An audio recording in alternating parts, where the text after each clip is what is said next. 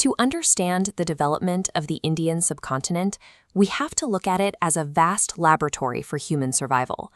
The record of stone tool strikers here stretches back 2 million years. By 7000 BCE, settlements like Mehrgar were mastering wheat and barley. This transition from foraging to farming created the calorie surplus necessary to fuel the subcontinent's first major urban expansion. Around 2600 BCE, this growth culminated in the Indus Valley Civilization. These ruins represent a society that operated on a scale and level of organization that surpassed nearly every other civilization of its time. Their engineering was defined by precision. This map shows streets designed on a strict 90-degree grid. Unlike their contemporaries in Egypt, who relied on sun-dried mud, the Harappans utilized standardized baked bricks and integrated covered sanitation systems into their city blocks.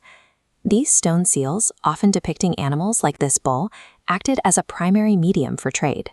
Archaeologists have found these specific artifacts as far away as Mesopotamia, proving a trade network that crossed oceans and deserts. While the physical ruins tell us how they lived, these carved characters remain unread.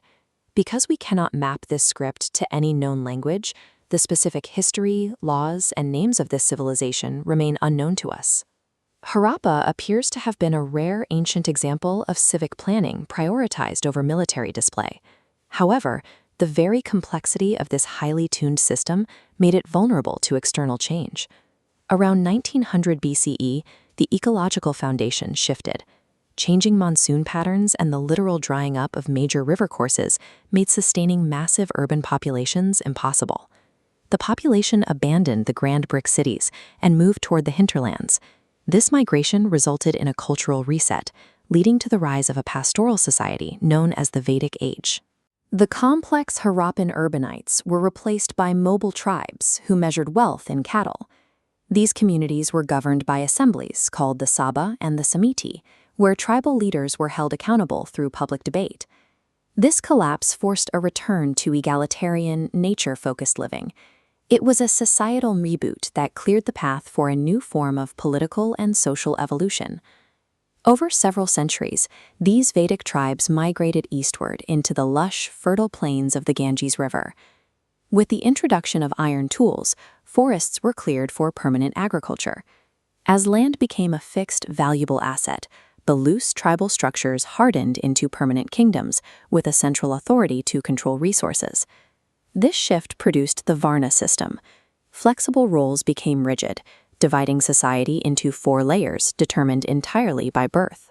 Simultaneously, as elaborate religious rituals were restricted to the highest class, the vast majority found themselves excluded from social and spiritual power. This exclusion created a deep social rift. The majority of the population became increasingly receptive to any movement that offered a path to spiritual equality outside of the established hierarchy. By the 6th century BCE, the Ganges Valley was divided into 16 powerful states, called Mahajanapadas. Within these kingdoms, a new intellectual movement began to challenge the Vedic social order. Leaders like Gautama Buddha and Mahavira offered a radical alternative. Their philosophies, Buddhism and Jainism, rejected the caste system and emphasized ahimsa, or nonviolence, as the primary moral duty for all people, regardless of birth. These ideas of equality emerged alongside the political ambition of Chandragupta Maurya. Advised by the strategist Chanakya, Chandragupta consolidated the warring Mahajanapadas into the subcontinent's first unified empire. The Mauryan Empire reached its peak under Chandragupta's grandson Ashoka. Following the conquest of Kalinga in 261 BCE, Ashoka was so moved by the mass casualties that he publicly renounced warfare. Ashoka began ruling through Dhamma, or moral law. He used monumental projects like the Sanchi Stupa to spread these ethical codes across his empire, turning a local philosophy into a state-sponsored identity. By institutionalizing Buddhism, Ashoka established a governance model based on a shared moral framework, demonstrating that a vast empire could be held together by collective ethics. After the Mauryan Empire declined, the political center fractured, leaving the mountain passes of the northwest vulnerable to a new wave of outsiders. Groups like the Indo-Greeks, Shakas, and Kushans invaded and settled the region.